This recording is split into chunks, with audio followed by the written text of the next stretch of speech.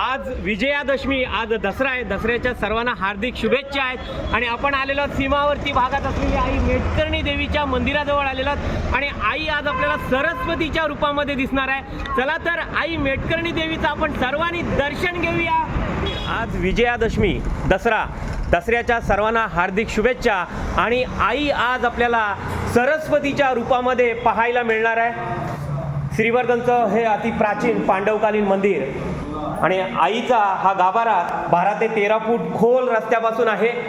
आज आई सरस्वतीच्या रूपामध्ये आपल्याला पाहायला मिळणार आहे. या ठिकाणी लाखो भाविक दरवर्षी आई मेटकर्णी देवीच्या या दर्शनासाठी येत असतात. या ठिकाणी छान अशी फुलांची आरास आणि आई आता आपल्याला सरस्वतीच्या रूपामध्ये पाहायला मिळते. बघा, सुंदर असं हे दर्शन आपल्याला आई मेटकर्णी देवीचं होत आहे.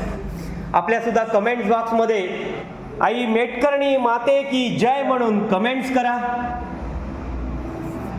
जरूर एकदा आपल्या मेटकर्णी देवीच्या या दर्शनासाठी या.